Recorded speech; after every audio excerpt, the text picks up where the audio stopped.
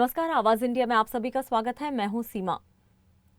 मुंबई के मलाड इलाके में दो गुटों में तनाव के चलते दहशत का माहौल है। कुरार विलेज में धार्मिक भावनाएं भड़काने के आरोप में 5 अज्ञात लोगों के खिलाफ मामला दर्ज किया गया है। मलाड के पठानवाड़ी इलाके में रविवार शाम गुड़ी पाड़वा कलश यात्रा के बाद घर लौटते समय भगवा झंडा लहराने पर एक विशेष समुदाय के लोगों ने 2 हिंदू युवकों पर हमला कर दिया, जिसके चलते पुलिस ने अरशान शेख सहित 4 अज्ञात लोगों के खिलाफ मामला दर्ज किया है। मामले को लेकर सत्ता पर काबिज शिवसेना शिंदे गुट के नेता संजय निरुपम ने आक्रोश जताते हुए घटना की कड़ी निंदा की और प्रेस कॉन्फ्रेंस के जरिए स्थानीय पुलिस पर गंभीर आरोप लगाया। संजय निरुपम ने कहा है कि जिन लोगों ने दंगा भड़काया उनके घरों पर बुलडोजर चलना चाहिए।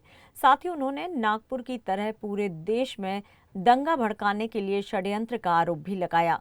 संजय निरुपम ने पुलिस प्रशासन को 1 दिन का अल्टीमेटम देते हुए कहा है कि जल्द से जल्द कार्रवाई नहीं हुई तो पुलिस थाने का घेराव किया जाएगा। इसी सिलसिले में कल दिंडोसी विभाग में पिंपरीपाड़ा से एक कलश यात्रा थी, बहुत बड़ी कलश यात्रा थी, जो पिंपरीपाड़ा से निकलकर पठानवाड़ी के कोने से गुजरते हुए संतोष नगर जाने वाली थी।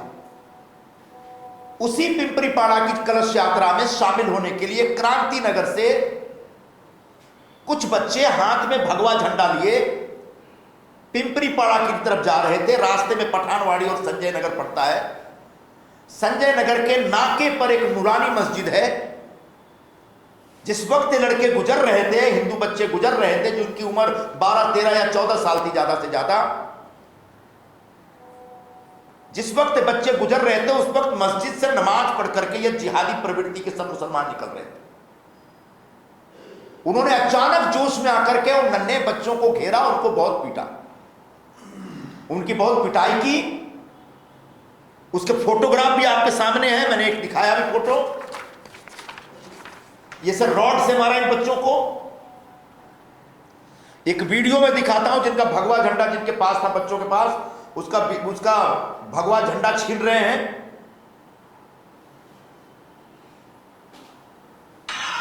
ये देखिए, एक ही भगवा झंडा, मतलब 3-4 बच्चे हैं, किसी एक बाइक में जा रहे थे सर, तो पूरा मॉब क्रिएट करके उन बच्चों को घेरते हैं, उन बच्चों को पिटाई करते हैं और उनका भगवा झंडा छीनते हैं।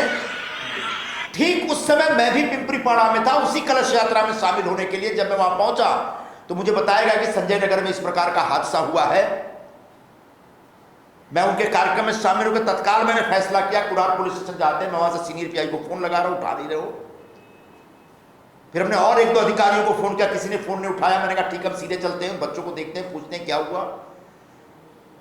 जब मैं ओबेरॉय मॉल तक पहुंचता हूं, सीनियर पीआई का मैसेज आता है, फोन आता है हमारे एक साथी के पास कि साहब को बोलो आज ना आए, क्योंकि बच्चे यहां नहीं, बनराई में है, दूसरे पुलिस स्टेशन में। मैंने कहा वहां क्यों रखा है? कि ऐसे ही ताकि माहौल बिगड़े रहे।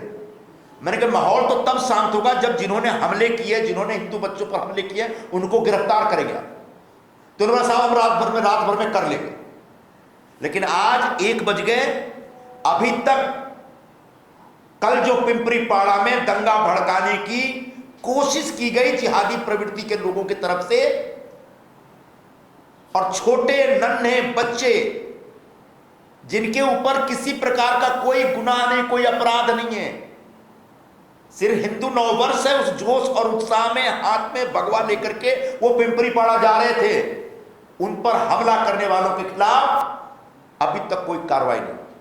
सुबह मैंने डीसीपी मैडम से बात की तो उन्होंने कहा कि 9-10 लोगों के खिलाफ उन्होंने एफआईआर लिया है। मैं नाम बताइए उनका, तो उन्होंने कहा कि कोई नाम नहीं है अभी मेरे पास, हम धीरे धीरे सबका पता लगा करके आपको बता देंगे। आज हालात ये है कि पिंपरीपाड़ा, ये पठानवाड़ी का जो क्षेत्र है, वो बहुत ही सेंसिटिव होता चला जा रहा है। वहां की मस्जिदों और मदरसों में, दुकानों में, घरों में बड़े पैमाने पर अवैध निर्माण काम चल रहा है। रास्तों पर उन लोगों ने इंक्रोचमेंट कर रखा है, रास्ते से गुजरना मुश्किल है।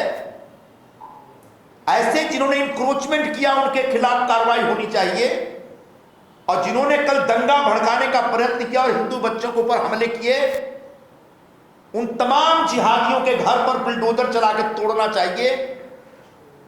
मैं कुरार पुलिस स्टेशन को अल्टीमेटम देता हूं कि एक दिन तक हम इंतजार करेंगे।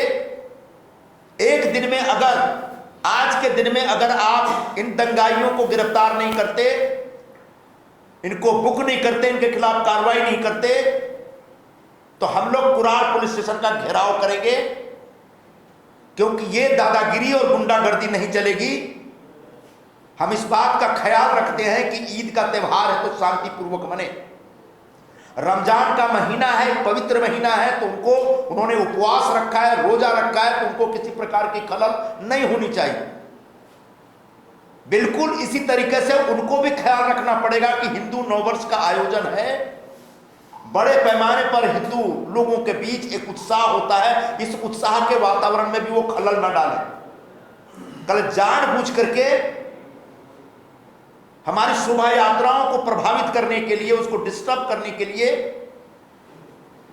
हमारी कलश यात्रा को डिस्टर्ब करने के लिए पठानवाड़ी में इस प्रकार की हरकत हुई।